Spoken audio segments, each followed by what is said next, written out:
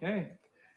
Welcome to today's Fireside chat. Good to see you, everyone. My name is Tom, and I'm from Reaktor Berlin. And we try something new for this first time today because we have a live stream at the same time on LinkedIn, sharing the insights from stage today also on LinkedIn. The first try. I hope it works. Let's see. And yeah, my name is Tom, as I said already. I'm the head of program for Reaktor Berlin. It means I'm designing and organizing the accelerator program we're running. 6-month program, started 2 weeks ago with 6 new teams. I'm really excited. It's a great start. And when I'm not head of program, I'm running an NGO called Stiftung Wirkungsanteil, in English, Impact Shares Foundation. If you have a startup or will found a startup soon, you should know it. It's we make sure that you have a social impact as well. The equity pledge model. You can share 1% of your equity as a social share, and if you have a successful exit, the proceeds from this share from this Wirkungsanteil go to social causes. This is what we designed, and I'm really happy to have the topic of our fireside chat today called crowdfunding. And we have some really exciting people on stage sharing their expertise from kind of the modeling side, how to do crowdfunding, what are the differences of crowdfunding, and to have two founders on stage as well, share their insights and knowledge, how they have done it, what they would do that different, and why we call it fireside chat. Because we're a small group here in the room. We only have a digital fire there, but we want you to have the opportunity to ask your questions. You can't do this online. You have to come here if you want to do it the next time. So we will involve you asking your questions. What do you want to know about crowdfunding? What do you want to gain insights from the people here on stage? And yeah, this is it from my side already. Happy to have you all here in the room. And we start directly with David. I'm happy to have you here on stage and sharing your insights from Companisto. Thanks.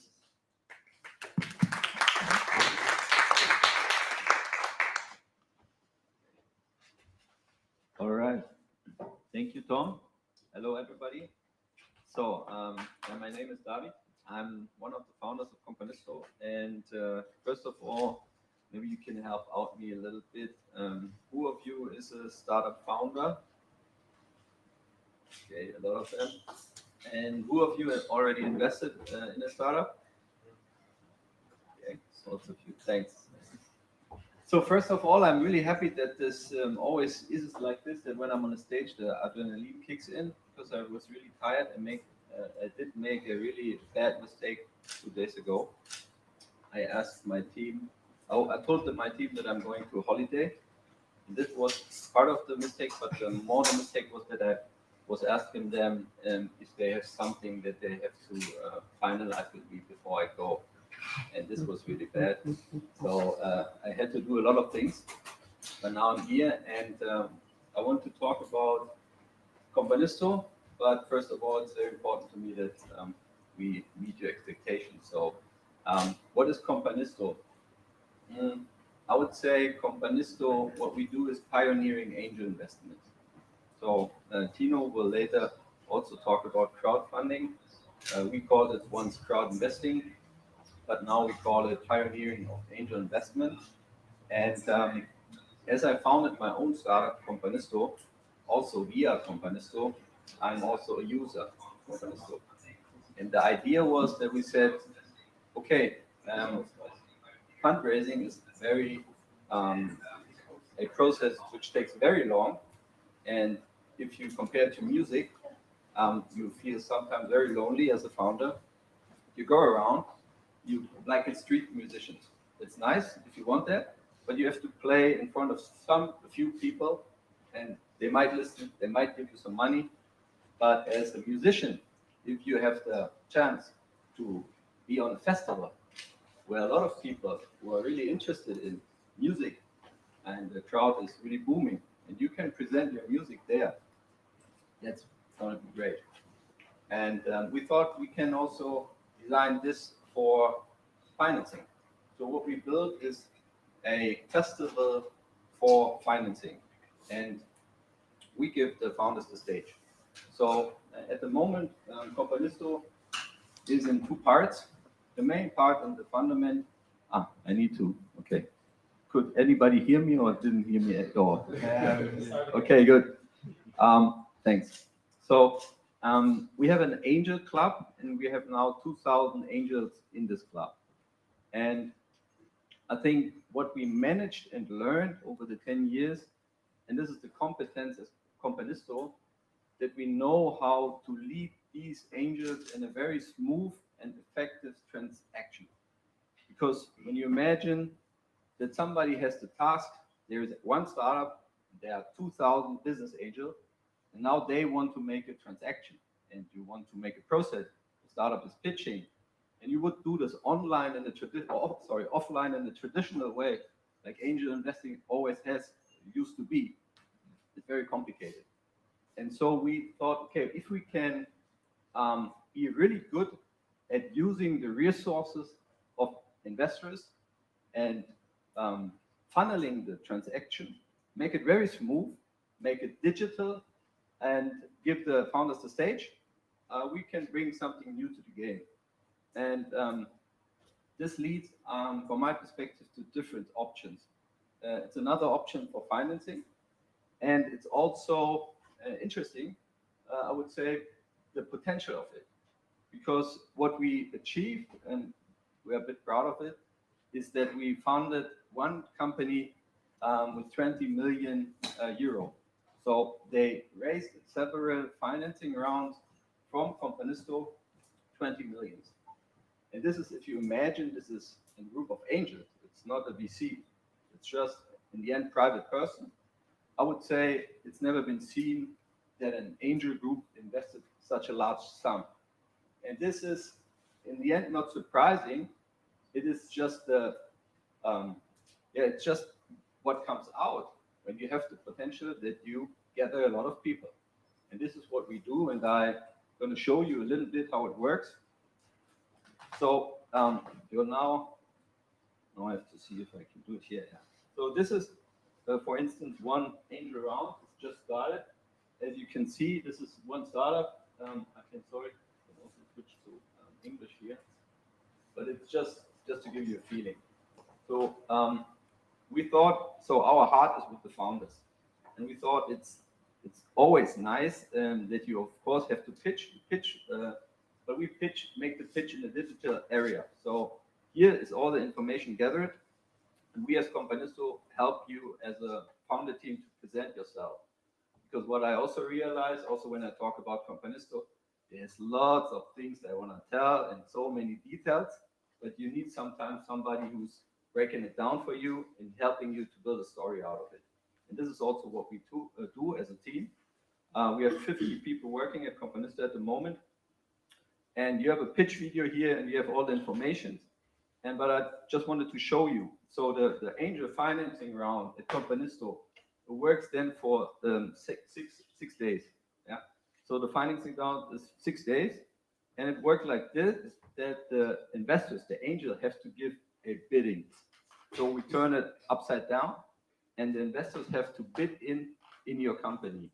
So as you can see here, it started yesterday, and this is the people who made their bid. So in the end, we give 20 tickets, and it's always like this. In the beginning, takes some time, the first one investing, but it gets interesting in the end, because we also have like an auction process.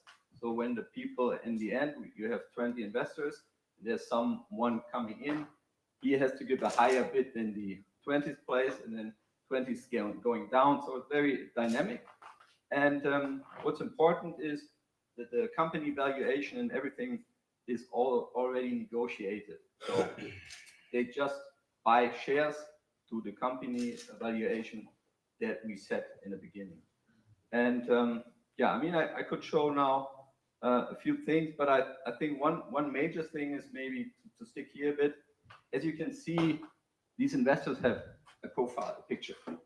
And this was, I think, one of the major changes, and actually the reason why I'm still doing Companisto, not because of looking at a lot of pictures, but because of the potential I see. And for me, such a ecosystem that Companisto wants to be is not just getting financing. I think this is great, but in the end, as founders, we need a lot of resources. We need know-how. We need new know-who. So we need context, interest, all of that. And the problem is to get this. And Companisto is a real huge network. So it's 150,000 investors. We have 2,000 angels, and the rest of them are startup investors who can also invest with smaller amounts. And what we did is, I'm going to show you now here, that all these investors, they can make their profiles. This here is a pretty short profile, but many people, sorry, just messing around here, you know. Many people just, okay, now I'm done here. Many people write a lot about their knowledge. And so the situation that we have is that you can really search this network. For instance, I was, what I can show it here now, investors database. So here are all the investors with the profile. And I'm, as a founder of Companisto, I can now search this network and can look for topics that interest me. And I can do anything. So as I said to you, Companisto was for a long time like a fintech. So you could just invest, staying on your laptop, in your house, and can invest. It's great. But I always said that investing is in people, and it's together with people. So we should also bring the people together. And that's why I wanted to learn something about community building. So I wanted to make Companisto as a community, but I had no clue about community building. So what I did is, and this is what I basically did, is that I searched for community here. Now you can see it's 51 results, and there was one guy, Alexander Wolf, and he has a pretty extensive network and knowledge about it. And I was writing him. I never met him. I don't know him, but I could access him. And he was telling me a lot of things about community building. And then in the end, I also paid him to help me to construct something. But it was the power of network, and just one result. And what we see is that a lot of investors, they invest in a startup, and they also offensively bring in their expertise. And we put this to a next level, and then I'm going to stop, because I'm very curious also to see Tino and have the discussion later. This is the helpers community. And we built this exactly for the reason that we said, let's use this network for the startups. And here you can see that companies of us, they address a specific need. So they write there what they need. And this is accessible to a group. It's in a beta phase. It's now 250 angels. And they can take a look. And we also have events. And then they can write and help and make you suggestions. And this is what we want to build. Really, I think at some point in 5 years or 2 years maybe, I'm standing here and I want to achieve that the fact of investing is really nice, but the power is the network, because this is what I believe in. And yeah, thank you for taking the time to listen to me. Now I'm done.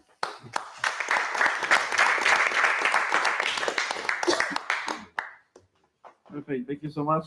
I'm already looking forward to asking my questions. I also think some people from the crowd already have some questions. But before we do this, we continue. Yes, with this here. No.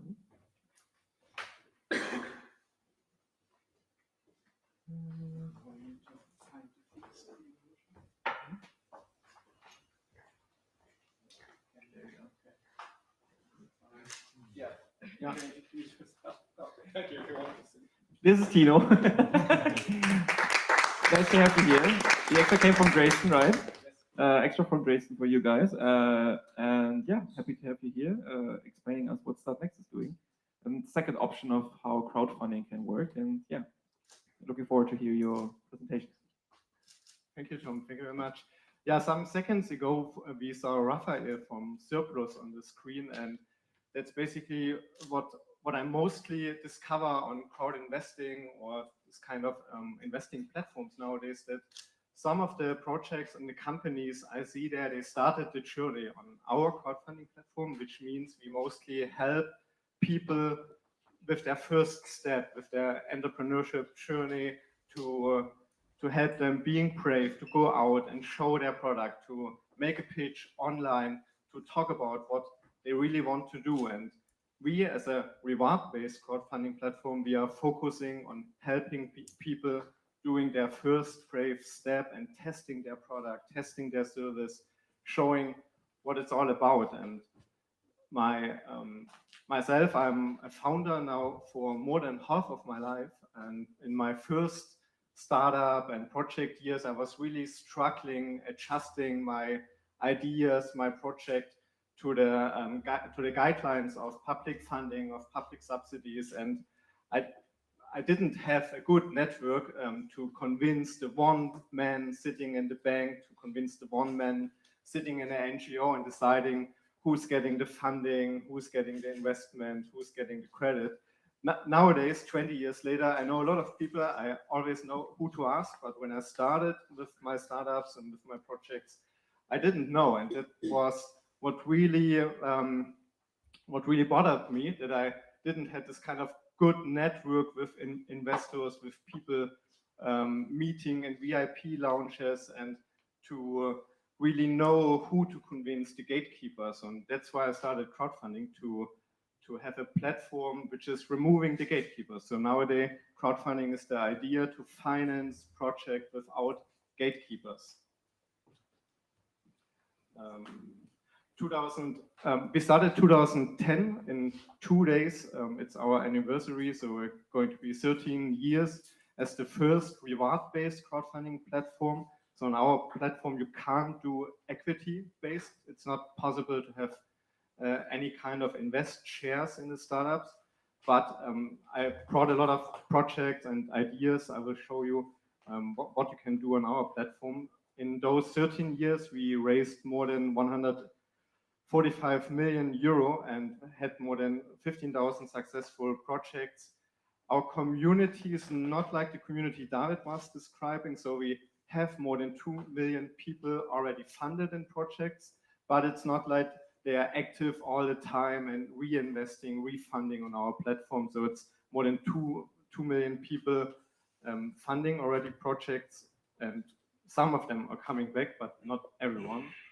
And what I also want to show you is that crowdfunding is a very easy and uncomplicated way to raise money, especially when we think about the Corona times. We raised more than 30 million euro for companies, for projects. They wanted to just survive and help their crowd, their fans, their supporters. Hey, we need fast money, and can you give us, or can you help us to survive? For example, we also did a Vir versus virus matching fund. We raised 100,000 euro for this fund. Then also Susan Klatten and some other people put some money in addition in this fund, and we just instantly were able to help projects in this hackathon. Maybe you heard about it, the Vir versus virus hackathon, to found companies finding solutions for this crisis. And we are also focusing on finding partners like, for example, Krombacher, also partners like public subsidies, like banks, like Landesförderbanken, Wirtschaftsförderungen, all this kind of funding network in Germany, in the German-speaking area. And we convinced them giving this kind of co-funding. So co-funding means, for example, here it's plus 25%. If you find your crowd, if they give 10 euro, for example, then Krombacher here in this example, they will additionally give 2.50 euro. So it's called co-funding, or in Europe it's called match funding. Start Next today is a place for a lot of different ideas. So we're not having only startups, it's also a place for experiments, for inventions, for social solutions. For example, I did a tree planting campaign, Mein Baum, Mein Dresden. This is one of my campaigns I did on Start Next, just finding people donate for trees and want to take part in a big tree planting party. It was the biggest privately financed tree planting campaign in Germany. Then I also have Surplus. this is one project. He did 3 projects on our platform. I think altogether something like 270,000 euro he raised. And maybe you also know or heard about Mein Grundeinkommen. It's a campaign started the first step and raising the first 3 Grundeinkommen über with Start Next, and later they just continue it.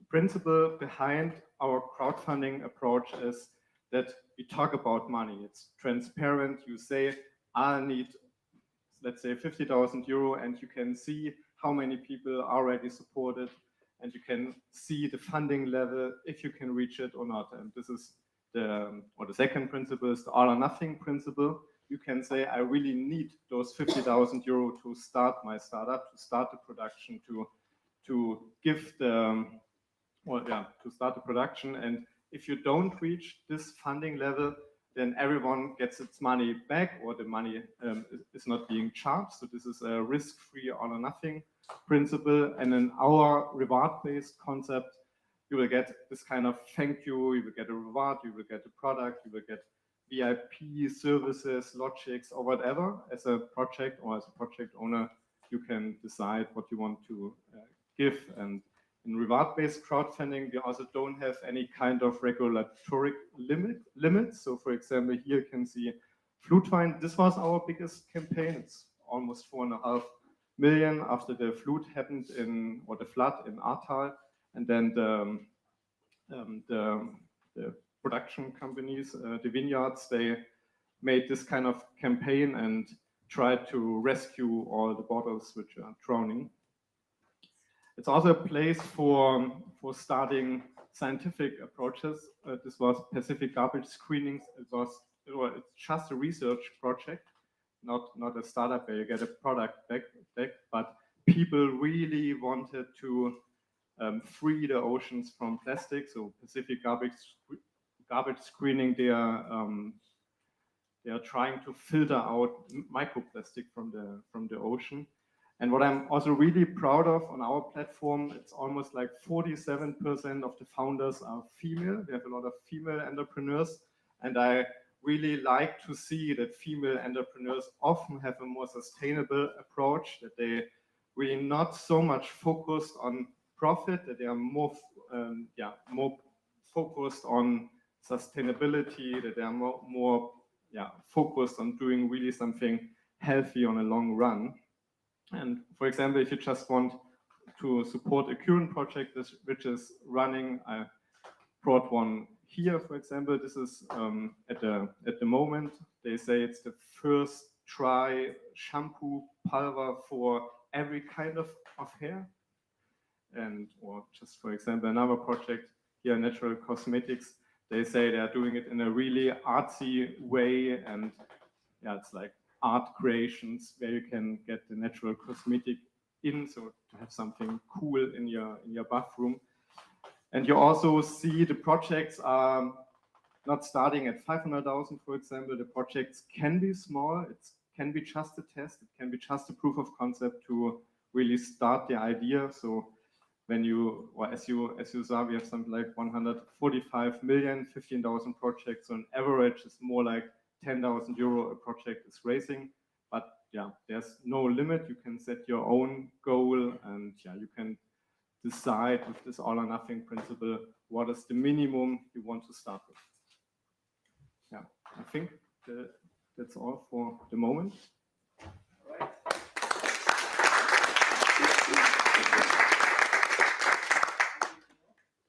Thank you, Tino. You can stay directly on stage if you want to. David, also come on stage. And we also have 2 other people here, as I said already. And I'm happy to have Marie and Wachtang with us on stage. Please welcome them with a warm applause.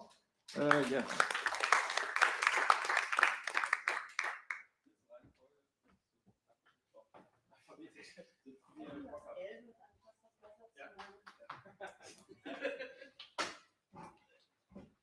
All right.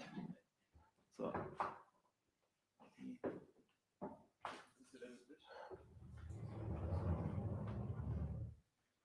DIY.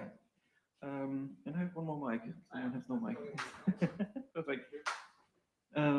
This was really interesting to hear from the perspective of 2 really big organizations already how it's working.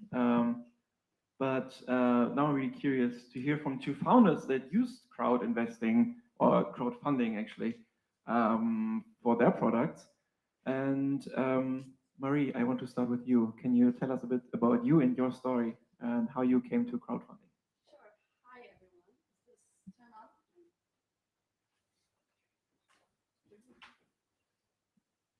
Dankeschön. Hi. Yeah, so I'm Marie.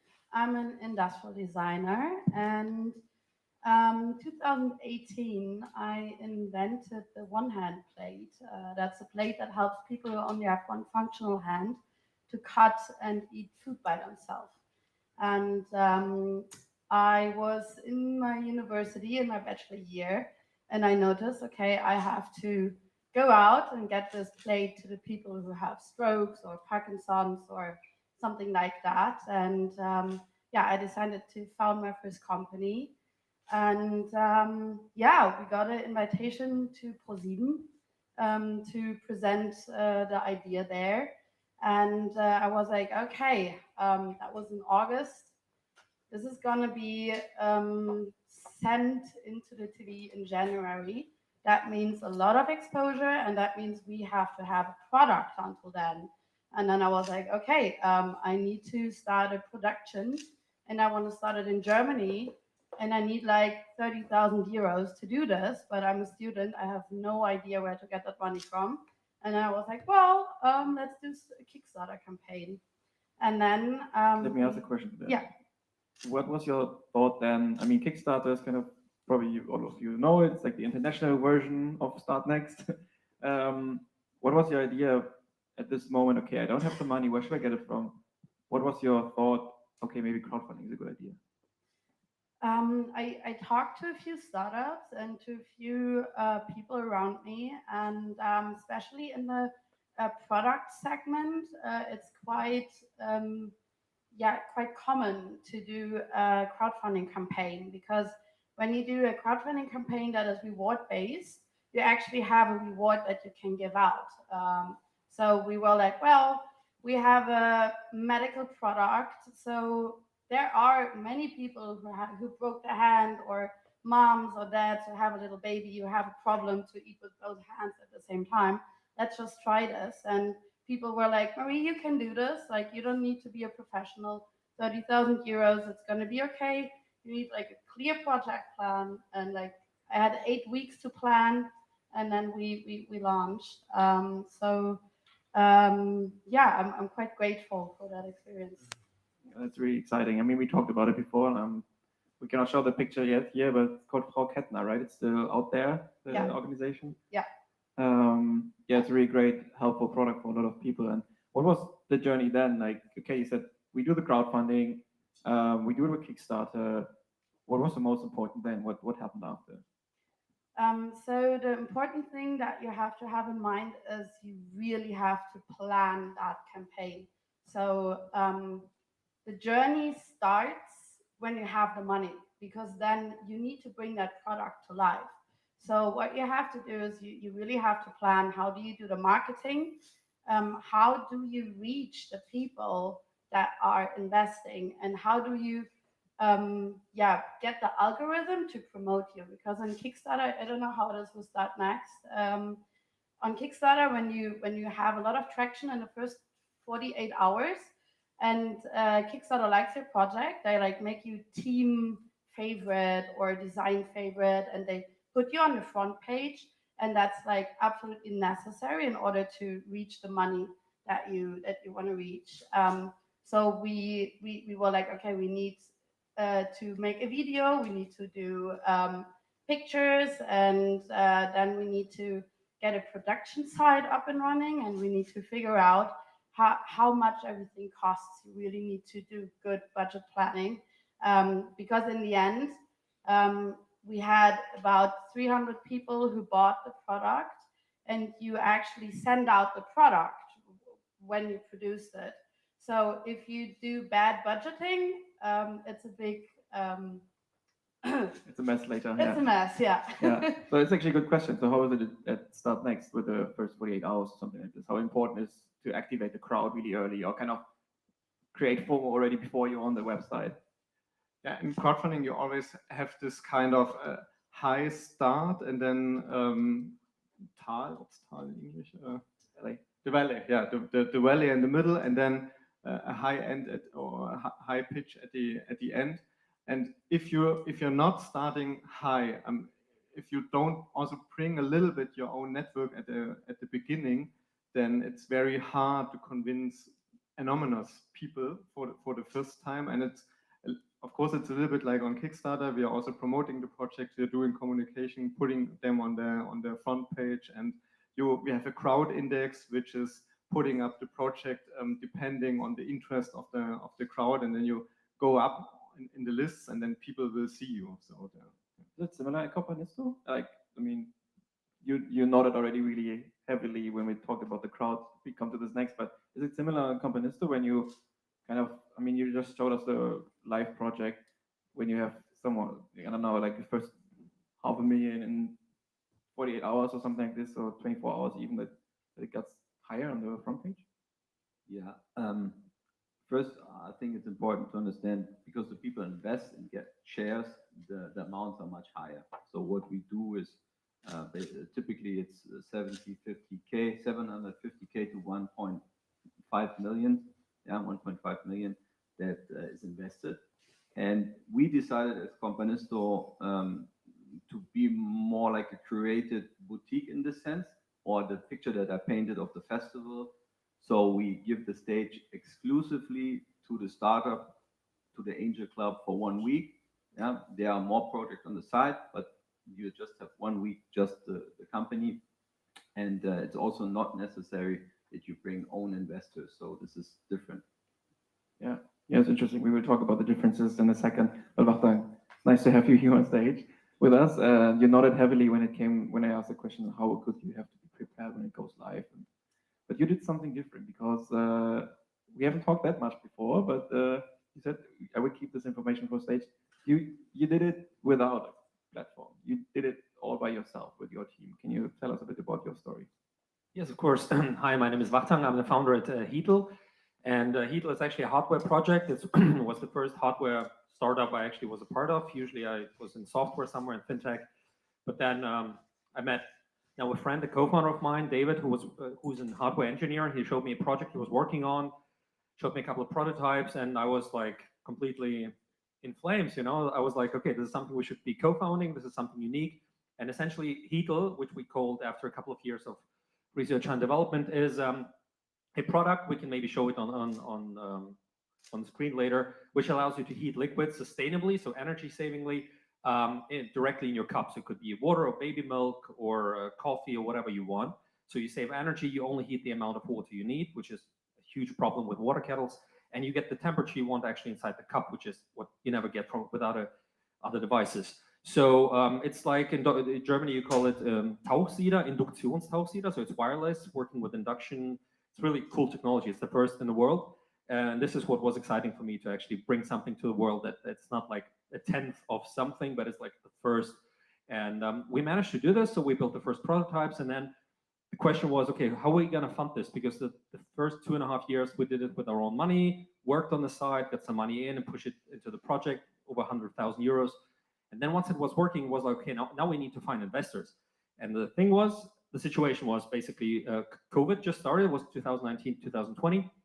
So, and finding investment in Germany is quite tough in general. And if you do hardware, it's basically almost impossible. It's really difficult because unless you're super profitable, you're scaling up, and like everybody is like super confident that you'll make a lot of money. But if you're like starting up, there's a lot of risk, a lot of unknowns. It's like difficult to convince investors, especially in Germany. So we stood there. We had no KPIs. We had a prototype, and we were like, okay, we need to show some traction. We need to show that the people want this product, that there is a price point that people are willing to do. And one of the first things we thought about is like something like Kickstarter. We also looked at all the alternatives, as you know, Indiegogo and StartNext. And there were like, we deep dived into this topic, how to do it properly. And in the end, we decided to actually do it ourselves on our own Shopify, especially like just a Shopify page, like an online shop, but in the same style that like we would have done with a platform. Because as you said, you really need to find a crowd that really jumps on this project in the first, it's even less, I think, than 48 hours. It's like, I think within a day, you need to really scale it up so other people see the hype and jump on it. Like with crypto, as you saw, like everybody, they saw like a graph going like this, everyone started buying this. And this is the same with these platforms. If you see a hype, if everybody's jumping on something, you're like, oh shit, you know, FOMO jumps in, and you really want to be part of it. And if you don't do this, it tends to actually die off pretty quickly. So if you don't get this spike in the beginning, it's probably not worth it. We've done two things. So one was the let's call it crowdfunding on our platform, which was for different reasons we wanted to do it ourselves, and we did. And it ended up being like one of the world's most profitable crowdfundings, because we spent only 25,000 on marketing and made almost €1 million in the first weekend. So we had over 6,000 people actually buying our products at the price, and we told them we just have a prototype. We don't even know when it's going to be ready. I have a lot of questions. Yeah, of course you do. First, you said there were different reasons. I don't know if you want to dive into it. Why you haven't chosen one of the existing platforms? Why you thought, okay, we do it ourselves? We couldn't decide which platform to use because we thought of Kickstarter because that's the biggest one. But then everyone said, well, 75% of their traffic is US, and our product didn't work in the US because of voltage. So we said, okay, that doesn't make sense. We went to Indiegogo, but if they're watching now, maybe they were not really responsive. So we couldn't find a person there. Maybe they didn't like a product. It's their loss. But I heard you talk to Tino before. I think we looked at it, but I don't know why we didn't do it. Maybe we thought it's maybe like too small, because we wanted to do it in all of Europe. Actually, we sold all over Europe, and we thought maybe you're doing this as well. But we just decided, okay, let's do it ourselves. Let's get the traffic, leads, email generation, and then sell to the customers we actually sourced ourselves. Do you want to respond to that? You just grab your mic. No. So basically, StartNext is focusing on the German-speaking area, and we help people a lot by consulting with our team and how to really pitch the project, and also like package prices, taxes, and everything which is based on German-speaking areas. And if you do a Kickstarter campaign, it's often that you do a market entry already internationally. Not all projects want to be internationally from the start, because it's also a hassle to ship in all the countries and think about certification of all the countries.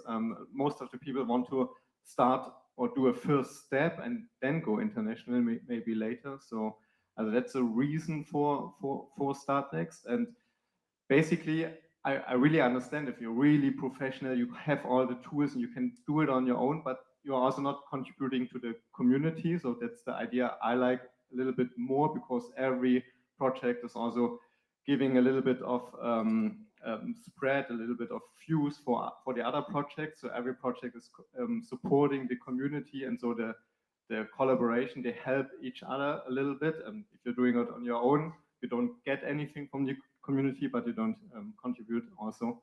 So, but yeah, and I know you had your own struggles with that, so that's maybe interesting to talk about. Okay, Marie, you wanted to add something, or?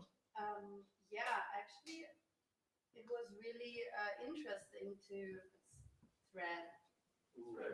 Thank you. It was actually really interesting to do a Kickstarter campaign, because we ended up selling plates to Argentina and Japan and Brazil and the US and Canada, and it was basically everywhere where like good steak comes from. Like a lot of people bought our plate.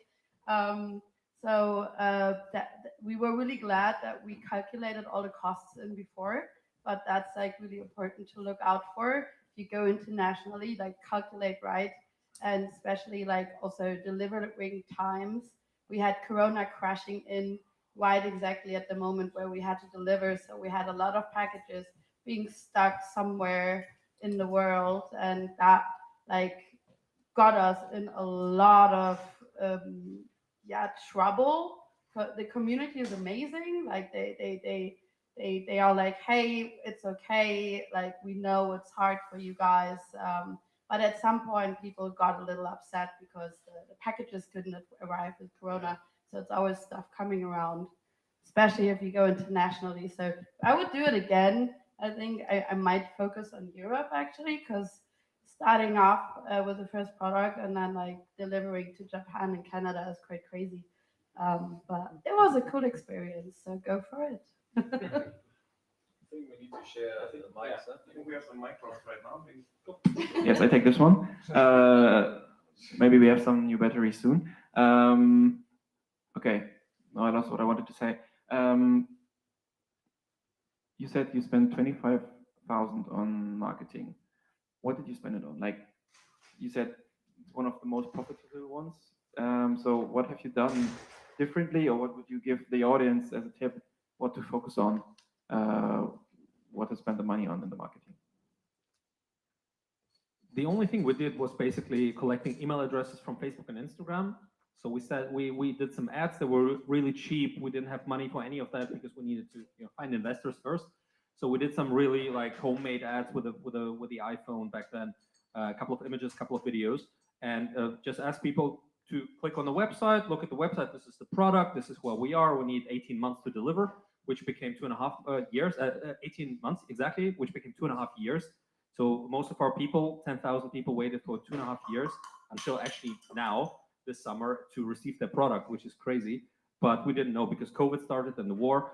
And leads, basically email addresses. So this is really interesting for both of you. Maybe that's something that's in general more on a reward-based side, not an equity side, that people are willing to wait for the result or for the reward. They have to wait. I mean, of course they have to, but that what you said also, of course, after some time there were some struggles in operations and people were annoyed, but in general that the crowd that you work with are really wanting to support. And you also said that you had some people that sort of like, yeah, actually, I would even donate to you because I just like the idea. So there's really like a big community-driven trust level with the people that help you on this really, really early stage, right? This is true, even though in our case, the people who came to invest, let's say, which basically it was a pre-sale, we called it officially, they were not typical, let's say, people who are on these platforms, which was a difference for us because, woo, I think it's, all right. Everyone's awake? Great. Yeah, that was good. You're still there. Yeah, I think it's a different kind of crowd when you source them on Facebook, Instagram, and just tell them to buy a product. And people who actually are used to investing on these platforms, I think it's different types of people who are like used to wait for 2 years for something, and usually it doesn't come because many of these projects never come. And in our case, yeah, we just had this one shop. Yeah. So maybe I can also add something. I think that the point in general is interesting, and I think it's also a chance that you really interact with potential customers or customers, because I would say, okay, no, okay, yeah. So I would say in general, also for myself, the interaction of founders with customers, I seldom meet people they have too much interaction. Most of them, they're really like me also, great idea, but it's very secret. I'm gonna deliver it at some point, and then people are gonna love it. But to get into contact with real people and get their honest opinion, I think is so crucial. And I think this is the general chance of this interaction. And also what comes with it is the marketing campaign. I mean, what you achieved is amazing, and also you. And you had a fan base, you had the people knew your company. And I mean, it's really difficult to stick out. And I think this is also something that you get on a platform. Some companies tell us financing round on Companisto was the biggest marketing campaign they ever had. Yeah, so I think this is also something we should take into consideration. Yeah, that's a good point, actually, when we're talking about marketing from your perspective, what you did yourself.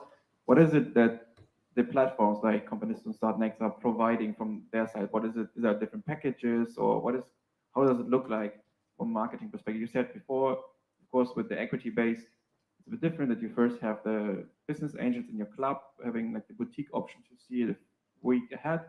But what is it that what is the marketing boost? What is it that makes it unique? Me, yeah, okay. No, so yeah, I think to have the opportunity to be seen from in our case 150K thousand, yeah, not K thousand, K people. So I think this is already something which is great, and I think that the point is they don't just see an advertisement, they see really you in the way you want to be presented. And I think this is also something I would say in general a weak point about us Germans, sorry to say, but the problem of storytelling. So And if we do a campaign, we show the company in a storytelling manner. And that is what we really focus on as a team. And I think this is so valuable. And I think that many teams really had a go-to plan just after they worked with us, not because we are so great, but we are in a pain in the ass and we say, no, the story is not great. It's not great. It's too much information. There is no story behind it. And I think if we stick to the story and then you get the chance that people see you that way, this is what you want to have. And the more people, the better. Yeah, I mean, you have a lot of experience with all the cases you had on the platform already. How is it, Tino, at Start Next? In my opinion, a crowdfunding campaign is already a communication and marketing campaign. You're not only raising money, but you do communication all the time. And most of the projects, they start their communication, they start having a crowd, they start having the first customers. And what we provide technically as a platform, that we have all the easy shareables, share logics on the platform, that if you go to a project, you fund it, you see other projects, and also when you scroll down on one project and you see next projects or the projects which are also in a campaign by a partner, we have crowdfunding contests, we have this matching campaigns. You cross-browse the other projects, and with the our communication as Start Next, we are not going out and telling this is Start Next, this is how crowdfunding is working, but we promote the projects. We are telling their stories, we are pushing their stories, we are trying to give them our social media channels, to give them some reach on our channels, and also help them with a lot of canvas tools, checklists, how to start your communication. And for most of them, it's really the first time that they're pitching online, and it's already great help in my opinion. Yeah, that's kind of an educational insights from both of you, how you're actually mentoring teams or ideas or startups that founded already, with how to work out the ideas when they don't have the network that helps them already. And talking about chances, I mean, it's a big chance, and the market situations we have right now, that I just read again, why venture capital is investing less, and that's why also business angels investing less, and also private equity is struggling. And so maybe it's a good chance right now to use a crowd and to not only search for the 5 best investors, but using an angel club with 200 people, or using a crowd with thousands of people that invest smaller tickets, but use this different, not only equity is also a really nice option, but what are the different chances in this? I think this is really interesting. Yeah, I would like to respond to that, because I think it's perfectly true what you say. In the end, we talk about crowd and funding, crowd investing, but if we break it down, it's just private persons. So it's private people investing in innovations. And I'm a huge fan, and this is something I want to achieve in my lifetime. My daughter is now 6 years old.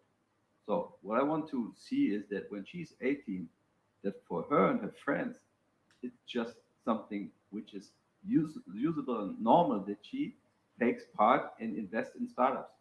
And it's not that because she's my daughter and I already now watch with her the newest companies on Companisto. That should not be the reason. It should be the reason for me that is part of society, that we take part, because innovation is the driver of change. And this is the solution for our problems that we have on the planet. And I cannot understand why it should be good that just a few people are taking part of this. And this was the way it was when just a few business angels could do this. I just call it out what it is. Just some old rich man, white man, that they could do it. But that's not good. And it's nice to have a VC capital fund. It's nice. But it's also in the end that some people decide in what kind of companies the money is invested. And if VC funds also had the problem, the structure, they just can't invest. It's mathematical reasons for it. They just can invest in some companies that gonna run the fund. And that has to be a company who has a potential to really be big time. And I think we should also, that's maybe not something that a founder has in the mind in the moment when he's raising capital. He needs capital, or she. That's great. She needs marketing. But I think if we want to contribute and want to bring the world together and build something, then we should invite people to it and not exclude them. So it's a lot about also democratization of investing. What is the smallest ticket you can start with a company? So? It's €250. Great. Now I had a follow-up question I forgot. So maybe that's a good idea to start to ask the crowd, because that's why we call it a fireside chat. Are there already questions from the crowd? Things you want to know? Yes, there are. So I could just come to you and give you the mic so that people online can hear your question. So my question is about incorporation. So I have an idea and I have a pitch and I have everything. So should I open the company first, or how does proceeds work after I reach needed amount of money? So how the overall logistic works? So should I incorporate in Germany, or should I open LLC, or how does it work in this case? You want to do crowdfunding or crowd investing? So yeah, for example, both? crowd investing. Yes. Okay. In our case, it's you need to have a corporation. Yeah, this is where the investors. It's not something I think is specific about companies. So it's in general. If you want to have investors on board, they want to invest in a corporation. Yeah. So basically, that's the answer. But what we also do, what I was shown before, is that we use our network also to help startups that are not at this momentum. Yeah. So, for instance, if you say you need something, some more expertise, I can also offer you that you tell me what you need, and I try to find some people from this 150,000 that might be a fit for you. Or let's start next. And start on reward-based crowdfunding. It's not necessary that you have the corporation already. You can start privately because you want to maybe figure out if it's a good idea to found this company. So you have this market test before you need to found that it's possible. Now I remember one of my questions, because before I come to more of your questions, we talked about the chances in the market situation. Maybe you take you and you think like, okay, I have the idea, I have a pitch, I start tomorrow. You need some time to set this up, right? What is it you need to focus on? How much time do you need? It's the same with classical fundraising and startup. It's not like you just decide, okay, tomorrow I start fundraising. It's tomorrow I start to network, because you need to build a network first to then successfully fundraise. How much time do you need beforehand before you can say, okay, I'm ready now, I can go out with it? Also, there are really hundreds of projects. They started the evening before because they realized I need money. Also, it's possible you can do everything 2 hours. And probably a big difference, yeah.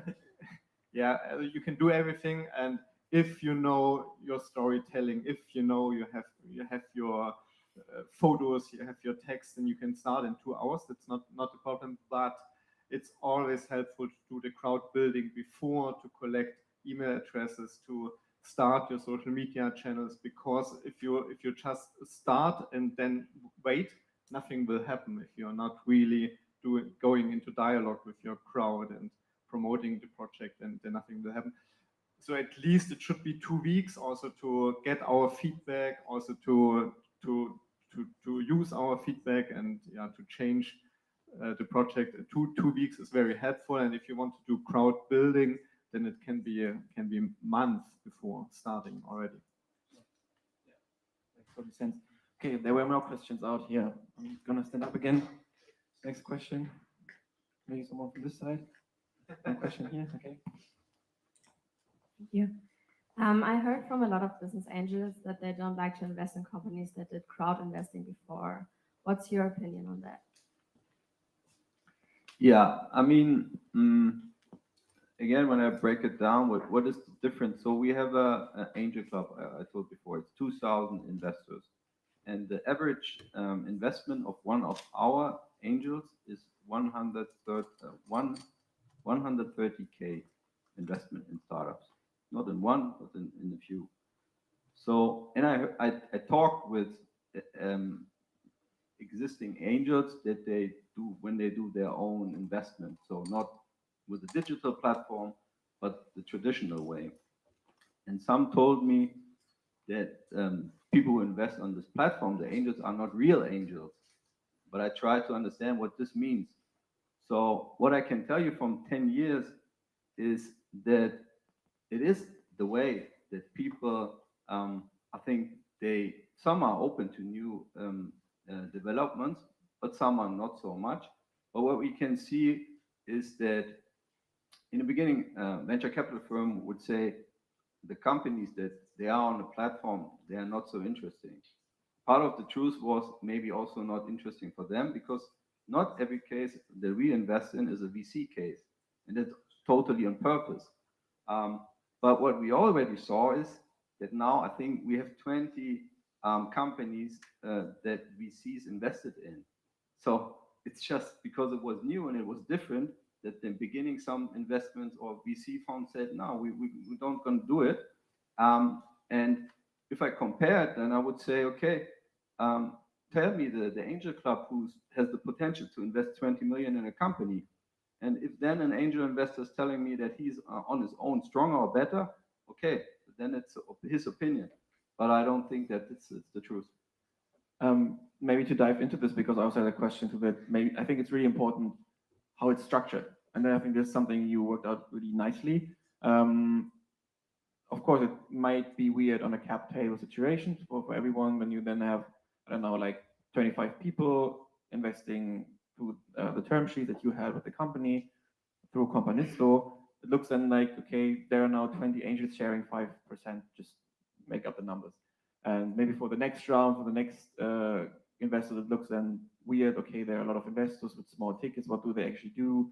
Can they invest again? Do they want to invest again? Is it smart money? What are they bringing to the table? This is probably what there are stories out that there people thought like, oh, this is not a nice idea, because how, also from both sides, how to manage them. Everyone wants to talk then with you. Everyone wants to has their sharing rights, their holding rights. Like, I think it's really important how to pool them. Maybe also something that you do, like how you work with the. Okay. Can I answer to Yes. this shortly? The mic is off again, so maybe it's also a signal that I'm talking too much. So yeah, I think this is very, very important, and this is also the reason why I did it myself. I mean, I strongly believe in Companisto, in the vision, and I think it's the greatest business idea I ever had. And what I did is I financed Companisto via the companies. So this is how we call it. And for me, what is my goal as a founder? I want to build a great company. I want to use as much time as possible on building a company, not on fundraising, not on follow and financing, and not in communication with a lot of people that ask me a lot of questions. So what we did is that we really bundled this process. We have an investors area. There you have an update. You do it once a month, once a quarter, and then people can ask some questions. So you have an average 3 or 4 questions, and then you answer them, and everybody sees them. And not people ask you the same question again because they can see it. And we have a pooling. So all the investors are pooled. And we have now the situation often that a company with a startup with 3 angels is coming to us. And they have to make a decision, Gesellschafterbeschluss. But the problem is they don't have a pooling, and they don't have an online mechanism to make Beschlüsse like we do. And so with 3 people, they have a problem to make a Beschluss. But we have 20 people, and we make it in 1 week. So this is something that you can deal with and you can focus on, and this is what we did. And actually, we are much more effective than anybody else. Yeah. And I think definitely worth looking at what kind of angels you're talking to. I think it's still okay. Who's a real angel? Who's not a real angel? I think there are approximately like 8,000 business angels out there in Germany. It's a number from Added Value, at least. Shout out to Anas. Like how many of them actually are like setting the percentage of the whole investments in Germany? I think it's like, don't get me wrong on this number, but I think more than 50% of this number comes from a small percentage of angels, because they do a lot of tickets and doing a lot of investments. So just a bold phrase I'm saying now, but I think it's better than you have someone investing 10,000 to something like Companisto than someone investing once 10,000 in a startup and calling themselves business angels on LinkedIn. I think this is way more fruitful because you have all the knowledge and know how to work with startups. So, but it's a really good question. But there were more questions out there. So I can move a bit again. Now there was a question on this side. Hello everyone. I had a question more leaving the world of startup and moving more to the world of a foundation or a non-profit. we're trying to create, we're trying to support a non-profit to start its activity, to jump to the next level on a South American country. It's supposed to sustain itself, and it's about like 60,000 euros to build like to sustainability for the first year. What platforms do you think are the best ones to publish it, and what tools can we use? Thank you. Tino, I'm looking at you. I think, okay. Yeah, donation-based and reward-based crowdfunding is the tool for you. I think because you can't do equity-based with an NGO. Did you ever do? No, not possible. And maybe you're trying. Just legally, it's possible, but we will never have a return on investment. Yeah, I mean, nowadays what we're talking about is also social entrepreneurship. So you're solving a problem in the world by as an entrepreneur. Don't know if you're really talking about being an NGO and just raising donations. For just raising donations, there are also donating only platforms in Germany. On Startnext, you can combine, you can do your donations, but you can also offer packages and rewards, which is by German law okay, because you have this kind of 4 accounts in an NGO. You can raise donations and you can also wirtschaftlicher Geschäftsbetrieb, also you can also do this economic part in your association or in your foundation. So we are trying to help NGOs to do a little bit more this gamification and to give something back, not only to ask for donations. So if you are, so betterplace.org is a platform for donation only. This is the biggest one in Germany. And if you want to use a little bit of kind of this reward logic and giving back something, then in my opinion, Startnext is a good platform. Yeah. We can also talk about this later. You want also to add something, and as I found an NGO myself, we can also talk about it later. So it's something you only can have when you come here to network afterwards. But do you want to add something, both of you? I had a recommendation, if that makes sense, because there is also crowd lending, which we have tried recently, where you can get a loan for essentially 4 years and pay it back. And I think an amount of 50 to 60,000 is actually what they usually raise for like African projects and all of that. So there's many providers like SeedMatch, like WeWin, Rockets Investment, and it's quite easy to get in. Just make a business plan and like get in touch with them, and you can go live within 2 months and collect this sort of money. And essentially, you have to pay it back, so you pay some interest rates. But this is a bit. I think it's a bit different. I think it's more accessible than donations, in my view. But if the project has substance, I think it's a good platform. This is good that you named this, because this is the fourth option of crowd-based funding. Yeah, okay, but there were more questions, so I can move again. There was one back there. Thank you. I have a question for Companisto. You said that you need a company to register. What's the company? GmbH, Einzelunternehmung? What? Yeah, it's GmbH or okay. Okay. And the second question I have is, how do you weight or value that company? For example, if a entrepreneur has invested like the past 4 or 5 years already in that company, but is now only funding this Kapitalgesellschaft.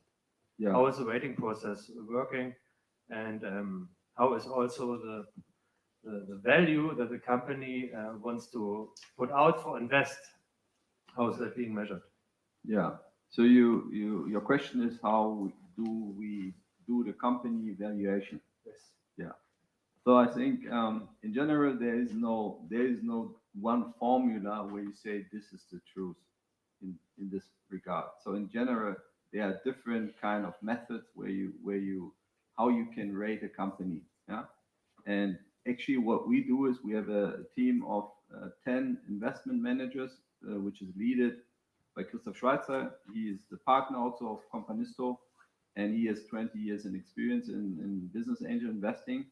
And what my team would do then is that they very transparently show you how they come to the valuation. Let's say the valuation would be 1 million or 2 million or 5 million. They would show you and with their numbers why they think this is the valuation, and then you would discuss it. And then in the end, this is part of an agreement. And sometimes you have the situation that the founder or we or investor in general, that they don't agree, and then they can't do a financing round. But most of the time, my experience is if it's very if somebody takes the time to talk about it and to understand, that is something that you can solve. That leads me to a follow-up question to both of you, because it's totally different. How does your due diligence work? Like, how do you decide which is a good company to work with? I mean, maybe Tino, we start with you, because we also talk about that sometimes companies work with you first and then come to Companisto later, kind of on the stage. What is your due diligence, if you have one? What is important that you take company on your website? Yeah, maybe it's easy to answer because we don't think that we know what is a good idea or what is a bad idea. That's the idea that the crowd can decide. We check them. We do all the money laundry check. We do all this kind of verification so that we really know who we pay out the money or to which company we pay out. And then we have, of course, our guidelines, what you can't do. It's not possible, for example, to do a politician party project on our platform. And that's the check. But nowadays, we only check after the project's launch. So you can really start on the weekend, and maybe only on Monday we will check the projects. So that's we really don't want to be the gatekeeper. That's the whole idea. You can just start, but you of course need to meet the rules and the laws. Yeah, I really like this. That especially what you said first, that you don't want to be the people that decide if the idea is good enough, and that you actually let the crowd decide. That's what it is about in crowdfunding. It's a bit different when it comes to equity. Yeah, it's true. I mean, as I said before, we do a curation, and so we make a choice. And when we make a choice, we have to have some criteria. And I think in general, it's there is the business side where you always have to look if it's an investment. What an investor wants is, of course, he likes the idea, and maybe he thinks it's also a good impact on the world. But in the end, he also wants to have a profit. So you have to have a profitable business. That's the one side. But then you have a lot of different areas and techniques and technologies. And what we do at Companisto is we again use our broad network. So we have a lot of people, and as I was showing you before, I can for every very detailed technical problem or solution, I can find expert in my network, and that's what we do. And then we bring them in, and additional to our team, then we talk and see if this is a great solution. And I mean, maybe just to give you one example, we invested very early in Coro. I don't know, I think some people know, but at the point, Coro was a company which made, I think, 2 million a year in revenue, which is also good. But there was no venture capital firm that wanted to invest in them. Yeah? And at this moment, we did invest as companies 1 million, and I think they had then 60 million revenue 2 years later, and 120 another 2, and there was a big VC firm coming and investing 60 million in this company. And this is just one of the cases, and we have a lot of more of them that needed the money at this point, and somebody is supporting them in this case, where it's not has been proven that it's in VC case. And I think this also shows why we need private investors. And my aim here is just why shouldn't private investor organize themselves in a modern way when it's possible now? We have the internet. Yeah, I really like the story about Coro, and it's a good example of why it's important to have different options. But back to the criteria, I mean, the hard fact due diligence is one thing, but what is important then on the soft due diligence side, kind of for you? Because you have your team, you have the investment managers. How do you make sure that there's we talked about democratization before? How do you make sure that there are no biases in it, for example? Yeah, I mean, that's very difficult topic because in the end we have the team of 10 humans, and they make a decision, and they can be very open, but at some point it's also subjective, and it will always be. And I think this is also part of the game. I mean, also when I was trying to convince my future wife, which she is now, I also needed to convince her, and nobody is doing this for me. And she was also biased when she saw me. So I think this is just how it is in life. Nice. Okay. Are there more questions out? Yes, there are more questions. I can move again. Perfect. I actually have two questions. First, to start next, how is the money that's incoming in treated from a tax perspective? So just to know how to do the calculations, do I have to pay anything for that as a company? And then to Companisto, do you also do convertible loans or equity-based investments only? Thank you for the questions. Tino, you want to start? German tax system in English. Okay. Okay. Yeah.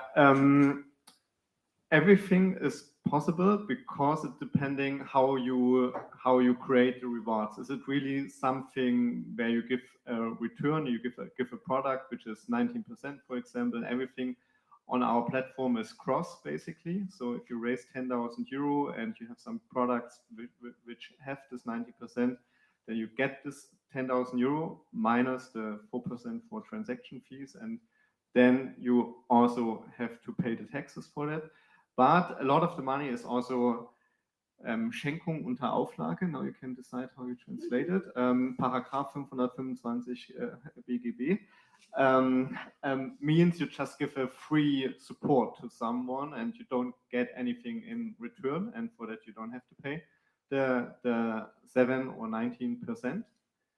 If it's at the end of a fiscal year, if you have a 10,000 EBIT, then of course you have also to pay the Körperschaftssteuer, Gewerbesteuer. In this case, these words you are better to translate. No? German taxes, we call German taxes. So it's depending what you offer. If it's 7%, 90%, or 0%, this is also something we can help and we can consult. But it's a little bit like donating, like e-commerce, like just supporting. So it can be a mix of everything, to be honest. Thank you, Tino. Yeah, just very briefly. Rarely we do convertible loans. In general, we did some loans, but then decided to have one model, and it's equity investment. So. But maybe it's also a question for. Yes, I just wanted to say, yeah.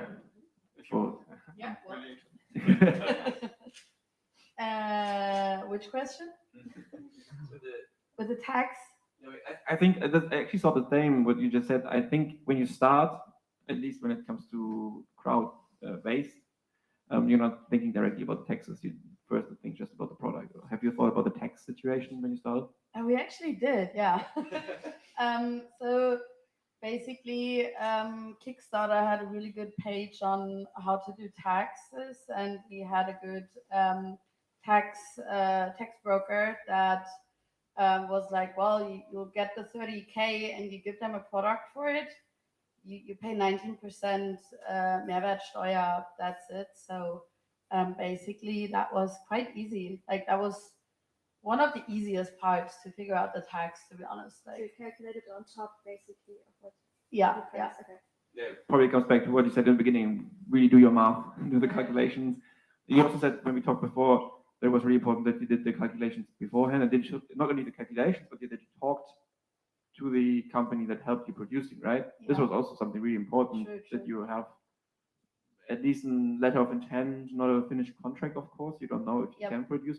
So you have something in your hand, how much it will cost you when it's coming to hardware, because So especially when you look at, for example, the packaging, we had Corona coming in right when we wanted to ship out, and it was a big, massive packaging dead end in the whole world at that time.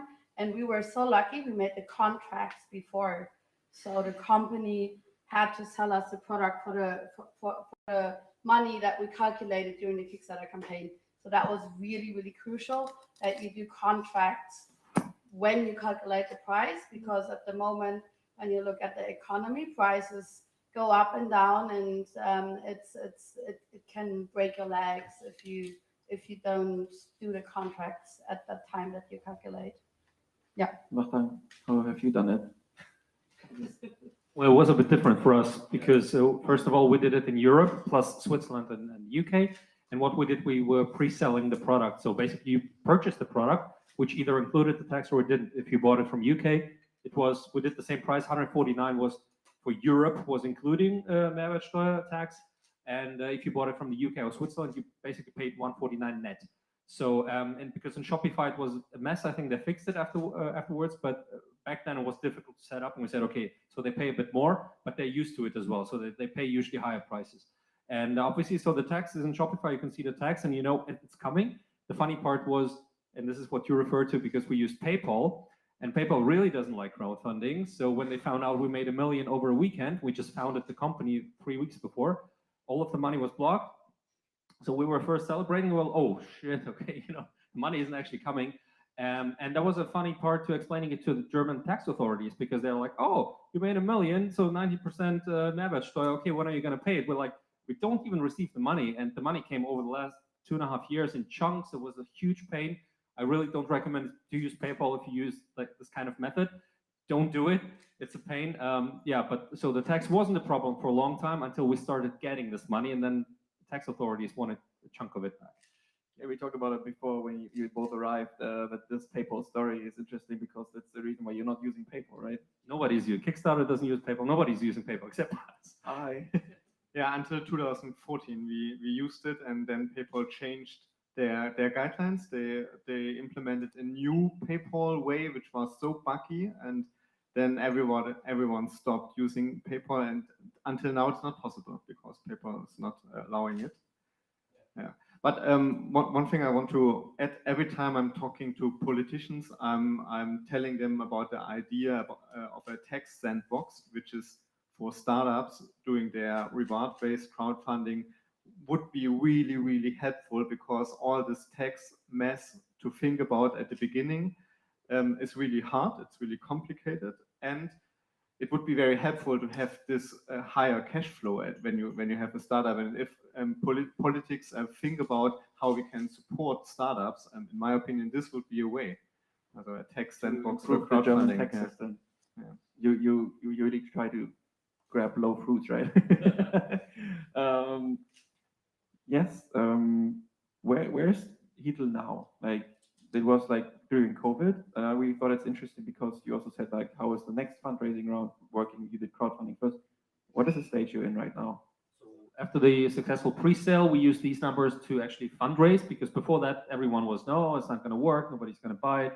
And then we came with these numbers. Everyone, oh my God, this is like crazy. This is a great product. So we raised a pre-seed actually with angels for almost €1 million in the same year. And then we did a seed round last year with a couple of like bridge rounds between. So we raised over like 4.5 million so far in it's called venture capital. So it's equity funding, but mostly from German investors, angels, and yeah, bigger. So you would say the crowdfunding to build the traction really helped you for your valuation also, right? Absolutely, yeah, because you need to show traction if you want, especially German investors. You really need to show that what you're going to build is actually working, and the KPIs you have in mind, the prices and the conversion rates, the marketing costs, they have to work. You have to do it anyway at some point. And as a founder, I think you should go ahead and just try before you have the product, before you invest into mold tooling and the supply chain and all of that in hardware. You really should try it out before. Invest a couple of €100, see if people actually react to your banners on Facebook, if they're clicking on the website, if they're actually leaving their email address, and you'll know if they don't do it now. If you spend all this money and time making the product, in the end, it's not going to be much better when you actually have the product. So you can test it before, and these kind of programs actually can help you, especially obviously with a Kickstarter or like the reward-based crowdfunding. Yeah. Yeah, that's a really good tip for everyone that's working on hardware, because as you said in the beginning, hardware is a pain in the ass. How many hardware products do you have on Companisto? Or is it a thing? I don't have the actual number in mind, but what I can tell is that this is still private investors. So it's everybody, and I think this is the big difference. Like every angel and every investor, every private person can just decide what he or she wants to do with his money.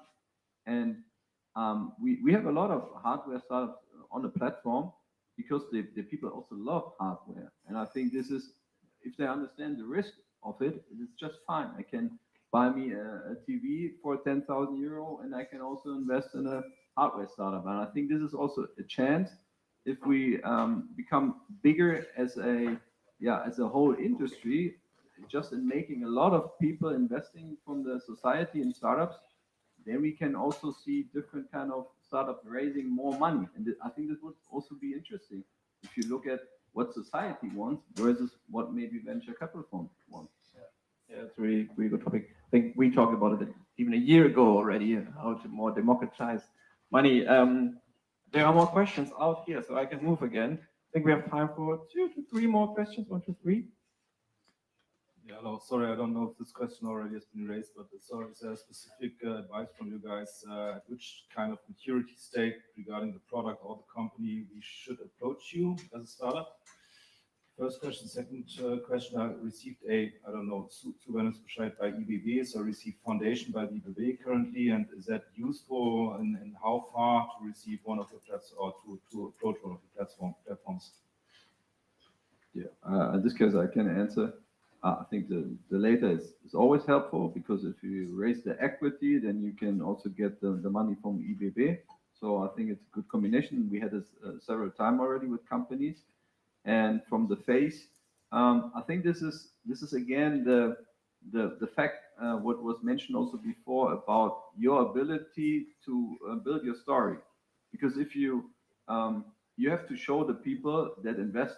I mean, everybody can ask himself, would I just invest in a concept, or do I need some more of information, or is somebody not just telling me a concept but also giving me a feeling? And I'm talking about pictures. How does it look like? How does it feel like? And I think this is also part of this, but this is something that you can build, and also we can build if we are convinced that we should work together. And I think this is, it can be done. So don't wait, approach us. All right. 2 more questions. I think it was the next question. Hi. In case of equity financing. Okay, I have a question regarding in sense of decision making. When you're saying that you want more networking, more knowledge sharing from the investor side, wouldn't it trigger that they would expect that their knowledge which they share, they become decision makers in the business? Because when it's startup, kind of it's might be positive side and might be negative as well. Yeah, I see. So your question is if the investors, for instance, on companies, think that they can make the decisions and then they want to discuss everything. No, they don't. Actually, I mean, we've been funding now for 10 years, I think 200 companies, 150 million, and there was not one company. And also have 3,723 companies in my company. And there was no one approaching me and thinking that he can or she might decide what to do next, and they also don't want to, but they want to support you, and you can decide. I think this is a general thing that I just learned for myself, and I want to share is networking is something you have to do, and it's in your hand as a founder or in general if you want to network, and then you go out and you approach people, and you have to also ask them specifically what you need. And if you do that, you have the chance that people help you, and or maybe give you the contact to someone that you don't even know, but they will do it. I think this is more the way you can drive it. You can use your community if you want to, and if you do. Okay, one last question. Hi, my question is about reward-based crowdfunding. We have a physical hardware product that we want to offer as a yearly subscription. So my question is, what kind of options do we have for reward-based crowdfunding as a subscription model? Yeah, this is part of our vision in 2024 to implement subscriptions. Also, Abo funding, we call it in Germany subscription model. At the moment, you can use Patreon. It's a platform where creatives or creators are going. But for all the non-creators, also non-having a YouTube channel or something, there's not really a good crowdfunding platform, in my opinion. So subscription-based funding is something we want to start the next year. This was not a planned last question, but it was a good question. What is kind of the vision where it's going next? Maybe that's the last question from my side before we do a wrap up. You said already something you want to add next year. What is for both of you the vision for the platform where it should be, I don't know, next 2 to 3 years? Maybe not the long-term vision, but the midterm. Yeah, I really would like to have an alternative to all those reels on Instagram, TikTok about beauty tips and everything, where you can really see entrepreneurs going their way, where you can follow them, where you can see their stories, where you can be part of their way, of their journey. So this is something we will approach with Start Next, to also have stories on Start Next where you can be part of the entrepreneurship journey. There's something for Daniel. He's working on products like this as well right now. Maybe you should talk later. Yeah, I mean, I think I gave a quick insight into my vision. I think my vision is the innovation society, and I want to take that as many people as possible take part in innovation. I'm really keen to see what kind of innovation is fostered. And I mean, if you do the math, if just 20% or 10% of the society would invest in startup, even if every person is just investing 250 euro, it's a huge sum. It's a lot of money, and it's also involvement. Participation. And I think if we would live in such a society, Germany as a standard would never have a problem of being future ready. We would have a lot of great companies, and you would have a lot of people that really change something. And I think this is what makes us humans and what we should do. So let's use this power. Yeah, that's really great. And my question, we always end the fireside chat with, and of course, the people who stay here, you can ask more questions if you have more questions. But my last question with every fireside chat is kind of one last advice regarding the topic of crowdfunding you want to share with our audience. Who wants to start?